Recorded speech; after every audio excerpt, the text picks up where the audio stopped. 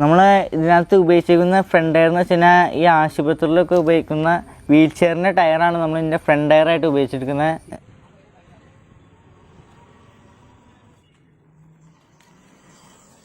നമ്മൾ കുറേ ഷോപ്പിലൊക്കെ നോക്കുമ്പോൾ ഭയങ്കര വില ആയതുകൊണ്ടാണ് നമ്മൾ അതിന് സാമ്പത്തികം ഇല്ലാത്തതുകൊണ്ടാണ് ഞാനൊരു സ്പോർട്സ് ബൈക്ക് ഉണ്ടാക്കിയത് ഇലക്ട്രിക്കിൻ്റെ. എൻ്റെ അച്ഛന് ഇവിടെ കുറുപ്പുംപടിക്ക് ബാർബർ ഷോപ്പ് കടയാണ്.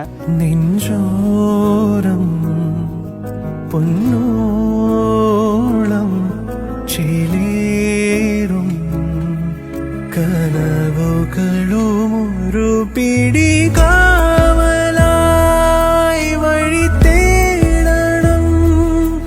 ഒരു മാറിവിൽ ചിറകേറണം. ആശതം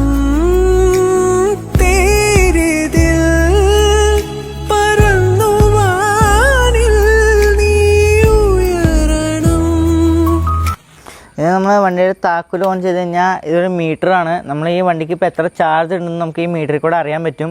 പിന്നെ ഈ സ്വിച്ച് എന്ന് വെച്ച് കഴിഞ്ഞാൽ അതിൻ്റെ ഫ്രണ്ടിൽ ലൈറ്റിന് വേണ്ടിയാണ് ഈ സ്വിച്ച് ഇവിടെ വെച്ചിരിക്കുന്നത്.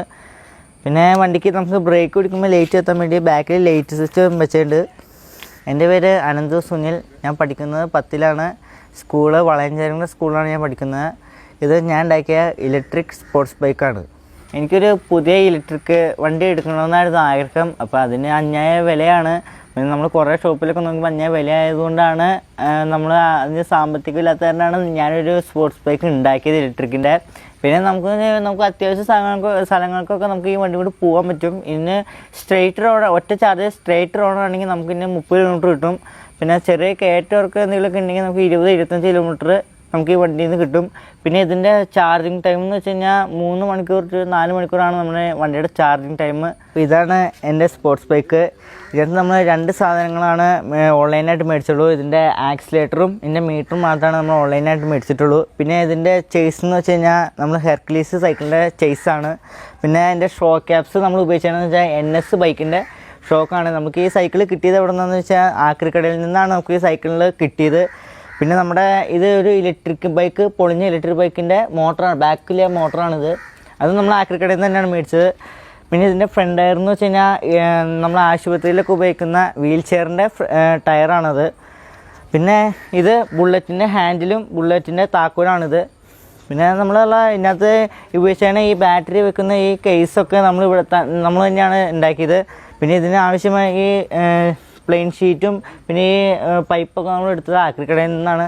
നമ്മൾ ഇത് ആദ്യം വിചാരിച്ചത് നമുക്കൊരു എഞ്ചിനും വെച്ച് ഒരു വണ്ടി ഉണ്ടാക്കാൻ ആദ്യം വിചാരിച്ചത്. അപ്പോൾ അങ്ങനെ വണ്ടി ഉണ്ടാക്കി കഴിഞ്ഞാൽ നിയമ തടസ്സങ്ങളൊക്കെ ഉണ്ടായിരുന്നു വണ്ടി പുറത്തേക്ക് ഇറക്കാൻ. അപ്പോൾ അങ്ങനെ പറ്റാത്തതുകൊണ്ടാണ് നമ്മൾ ഇലക്ട്രിക് ബൈക്ക് ഉണ്ടാക്കാനുള്ള തീരുമാനത്തിലേക്ക് എത്തിയത്. അങ്ങനെയാണ് നമ്മൾ ഈ വണ്ടി ഉണ്ടാക്കിയത്. പിന്നെ ഈ വണ്ടിക്കെന്ന് വെച്ചാൽ 25 കിലോമീറ്റർ സ്പീഡ് നമുക്ക് ഈ വണ്ടിക്കുള്ളൂ. അങ്ങനെയാണ് അഡ്ജസ്റ്റ് ചെയ്തേണ വണ്ടി. നമ്മൾ ഈ നമ്പർ പ്ലേറ്റിൽ നമ്മളിങ്ങനെ 25 കിലോമീറ്റർ സ്പീഡിൽ നിന്ന് ചെയ്ത് വെച്ചതെന്ന് വെച്ച് കഴിഞ്ഞാൽ നമ്മളിപ്പോൾ റോട്ടിൽ കൂടെ പോകുന്ന സമയത്ത് ബാക്കിൽ വരുന്ന വണ്ടികൾ ഓണടിച്ച് ശല്യപ്പെടുത്താണ്ടിരിക്കാൻ വേണ്ടിയാണ് നമ്മൾ ഈ വണ്ടിക്ക് 25 കിലോമീറ്റർ സ്പീഡിൽ നിന്ന് നമ്മളിവിടെ കൊടുത്തിരിക്കുന്നത്. ഈ വണ്ടി നമ്മൾ പുറത്തേക്ക് ലൈസൻസും ബുക്കും പേപ്പറും ഹെൽമെറ്റും നമുക്ക് ആവശ്യമില്ല. ഇല്ലെങ്കിൽ ഇലക്ട്രിക് ബൈക്കാലോ, പിന്നെ 25 കിലോമീറ്റർ സ്പീഡുള്ളൂ. അതിന് നമുക്ക് ഹെൽമെറ്റും ലൈസൻസിൻ്റെ ആവശ്യമൊന്നുമില്ല.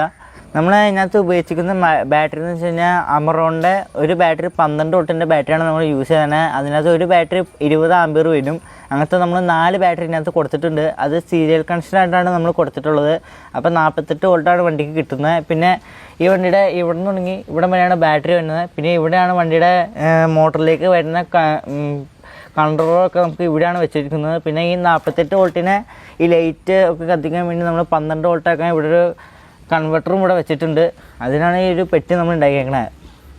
ഇവിടെയാണ് നമ്മൾ വണ്ടിക്ക് ചാർജ് ചെയ്യേണ്ട സ്പോട്ട് ഇതാണ്. പിന്നെ ഇതിൻ്റെ ചാർജർ നമ്മൾ തന്നെയാണ് ചെയ്തിരിക്കുന്നത്.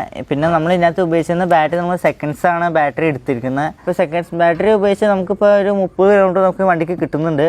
അപ്പോൾ നമുക്കൊരു പുതിയ ബാറ്ററി വെക്കുകയാണെങ്കിൽ നമുക്ക് കുറച്ചും കൂടി കൂടുതൽ മൈലേജ് നമുക്ക് വണ്ടിയിൽ നിന്ന് കിട്ടും. പിന്നെ ഇതിനകത്തെന്ന് വെച്ച് കഴിഞ്ഞാൽ നമ്മൾ ഇതിൻ്റെ കൺട്രോളറൊക്കെ മേടിച്ചിരിക്കുന്നത് വെച്ച് കഴിഞ്ഞാൽ ആക്രിക്കടയിൽ നിന്നാണ്. നമ്മൾ ഇവിടെ ഇടിച്ച വണ്ടിയുടെ കൺട്രോളറൊക്കെയാണ് നമ്മൾ എടുത്തിരിക്കുന്നത്. പിന്നെ ഇതിൻ്റെ വയറിങ്ങും കാര്യങ്ങളൊക്കെ നമ്മൾ ഇവിടെ തന്നെ മേടിക്കുകയാണ് ചെയ്തത്. നമ്മൾ ഇതിനകത്ത് ഷോക്ക് ഉപയോഗിച്ചിരിക്കുന്നത് NS ബൈക്കിൻ്റെ ഷോക്കാണ്. നമ്മൾ ഇത്രയും ബാറ്ററി വെച്ചിട്ടുണ്ട്. അപ്പോൾ ബാറ്ററിയുടെ വെയിറ്റ് താങ്ങാനാണ് നമ്മൾ ഇത്രയും വലിയ ഷോക്ക് വെച്ചിരിക്കുന്നത്. പിന്നെ ഇതിൻ്റെ സസ്പെൻഷൻ എന്ന് വെച്ച് കഴിഞ്ഞാൽ നമുക്ക് ആക്രിക്കടയിൽ നിന്ന് വേറൊരു വണ്ടിയുടെ സസ്പെൻഷനാണ് നമ്മൾ ഇതിനു വേണ്ടി ഉപയോഗിച്ചിരിക്കുന്നത്. ഞാൻ അനന്തിൻ്റെ അച്ചാച്ചനാണ്. ഇവന് ചെറുപ്പം തൊട്ട് ഈ വണ്ടികളുടെയൊക്കെ ഭയങ്കര ആഗ്രഹവും ഒക്കെയാണ്. ഇവനും പല വണ്ടികളും പണിയാറുണ്ട്, എടുക്കാറുണ്ട്. പിന്നെ ആദ്യമൊക്കെ പഠിക്കട്ടെ എന്ന് പറഞ്ഞ് ഞങ്ങൾ ഇച്ചിരി പുറകിൽ നിന്നു. പിന്നെ വന്നു കഴിഞ്ഞപ്പോൾ ഇതിന് വേണ്ട പ്രോത്സാഹനം ഞങ്ങൾ സഹായങ്ങളും ഞങ്ങൾ ചെയ്തു കൊടുത്തു. അങ്ങനെ ഈ കടയിലേക്ക് ആക്കി എടുത്തിട്ടുണ്ട്. എൻ്റെ വീട്ടിൽ അച്ചാമ്മയും അച്ചാച്ചനും അച്ഛനും ഞാനാണ് എൻ്റെ വീട്ടിലുള്ളത്.